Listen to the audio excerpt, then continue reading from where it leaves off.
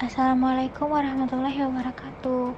Halo teman-teman, di sini kami dari kelompok A2, Prodi S1 Kebidanan dan Profesi Bidan, Universitas Aisyah Yogyakarta, dengan dosen pembimbing Ibu Nidatul Hofiah akan menjelaskan tentang perubahan yang terjadi pada ibu hamil.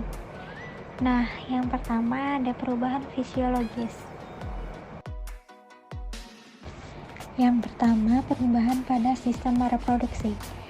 Ada uterus. Uterus akan membesar pada bulan-bulan pertama di bawah pengaruh hormon estrogen dan progesteron yang kadarnya meningkat. Berat uterus yang normal itu kurang lebih 30 gram, dan pada akhir kehamilan berat uterus akan menjadi 1000 gram. Akibat peningkatan vaskular serta perubahan pada jaringan ikat di bawah pengaruh estrogen, serviks pada saat kehamilan menjadi lunak. Terjadi sekresi kelenjar dan lendir serviks menjadi kental sehingga dapat berperan sebagai pelindung yang menyumbat ostium uteri. Nah, berikut adalah gambar pembesaran yang terjadi pada uterus saat kehamilan.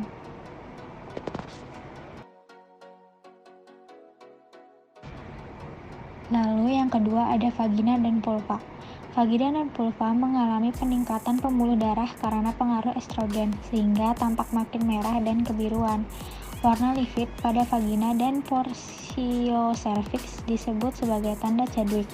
Kekenyalan vagina bertambah, artinya daya regang bertambah, dan ini adalah sebagai persiapan untuk persalinan. Yang ketiga ada ovarium. Pada masa kehamilan, ovulasi akan terhenti. Indung telur yang mengandung corpus luteum gravidarum akan meneruskan fungsinya sampai terbentuknya plasenta yang sempurna pada umur 16 minggu yang akan mengambil alih pengeluaran estrogen dan progesteron. Yang keempat ada payudara. Pertumbuhan kelenjar mamae membuat ukuran payudara semakin meningkat. Kadar hormon luteal dan plasenta pada masa hamil meningkatkan profilerasi ductus lactiferus dan jaringan lobulus alveolar. Dari kehamilan 32 minggu sampai anak lahir, cairan yang keluar lebih kental, berwarna kuning dan banyak mengandung lemak. Cairan ini disebut kolostrum. Lalu ada sistem kardiovaskuler. Curah jantung meningkat sebesar 30-50% terutama pada minggu ke-32 kehamilan dan akan menurun sekitar 20% pada minggu ke-40 kehamilan. Oleh karena curah jantung yang meningkat selama kehamilan, maka denyut jantung pada saat istirahat juga naik meningkat, yaitu 80-90 kali per menit, dan dalam kondisi normal yaitu 70 kali per menit. Lalu ada sirkulasi dan tekanan darah. Tekanan darah arteri biasanya menurun ke titik terendah pada minggu ke-24 sampai ke-26 dan meningkat setelahnya. Selama pertengahan pertama masa kehamilan, tekanan sistolik menurun 8 sampai 10 mm Hg. Sementara itu, tekanan diastolik menurun lebih dari tekanan sistolik yaitu sekitar 12 mmHg. Namun, tekanan darah tersebut biasanya akan kembali normal selama trimester ketiga. Sistem endokrin yang esensial terjadi untuk mempertahankan kehamilan dan pertumbuhan normal pada janin. Sistem endokrin pada masa kehamilan mengalami perubahan terutama pada hormon estrogen dan progesteron serta oksitosin dan prolaktin. Hormon prolaktin dan oksitosin pada saat kehamilan aterem sampai masa menyusui akan meningkat, sedangkan kelenjar adrenalin pada kehamilan normal akan mengecil. Hormon prolaktin dan oksitosin berfungsi sebagai perangsang produksi ASI. Sistem pernafasan. Pada kehamilan terjadi perubahan sistem respirasi untuk bisa memenuhi kebutuhan oksigen. Di samping itu terjadi desakan diafragma akibat dorongan rahim yang membesar pada usia kehamilan 32 minggu.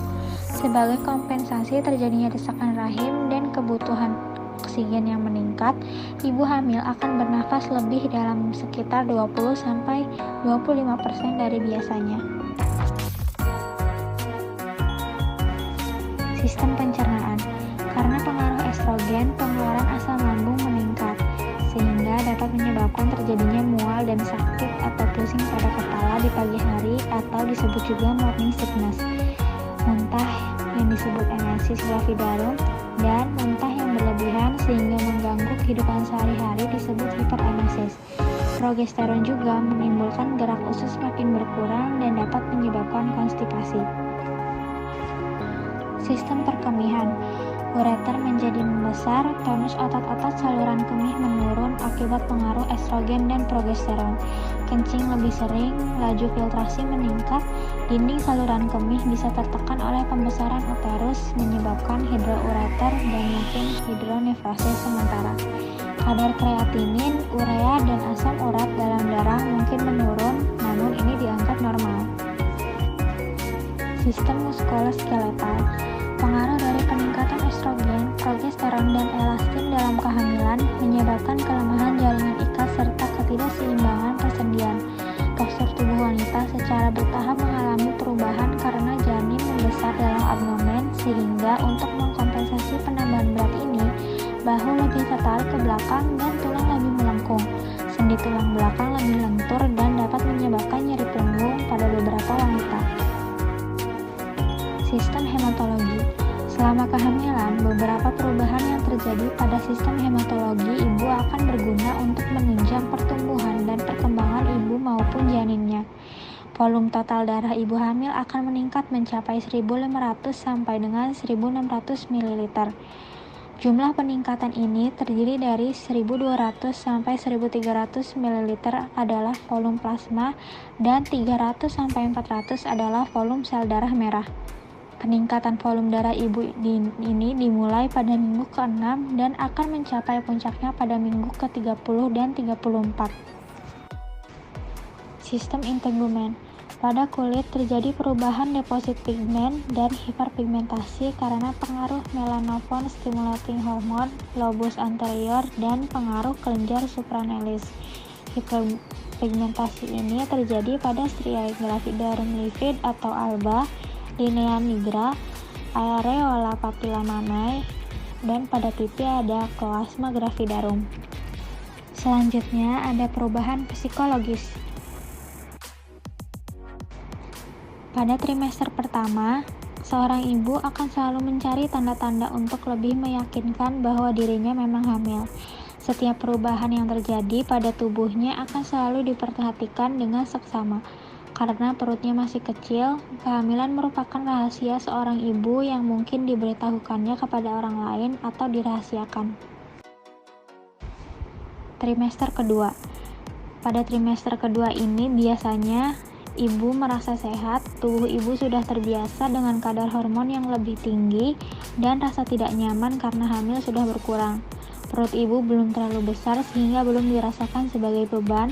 Ibu menerima kehamilannya dan mulai dapat menggunakan energi dan pikirannya secara lebih konstruktif. Pada trimester ini pula, ibu dapat merasakan gerakan bayinya. Banyak ibu yang merasa terlepas dari rasa kecemasan dan rasa tidak nyaman seperti yang dirasakannya pada trimester pertama dan merasakan meningkatnya libido. Trimester ketiga seringkali disebut periode menunggu dan waspada, sebab pada saat itu ibu merasa tidak sabar menunggu kelahiran bayinya. Seorang ibu mungkin mulai merasa takut akan rasa sakit dan bahaya fisik yang akan timbul pada waktu melahirkan. Rasa tidak nyaman akibat kehamilan pada trimester ketiga dan banyak ibu yang merasa dirinya aneh dan jelek. Di samping itu pula, ibu merasa sedih karena akan berpisah dari bayinya dan kehilangan perhatian khusus yang diterima selama hamil. Pada trimester inilah ibu memerlukan keterangan dan dukungan dari suami, keluarga, juga bidan. Sekian penjelasan materi dari kami, semoga bermanfaat ya teman-teman. Wassalamualaikum warahmatullahi wabarakatuh.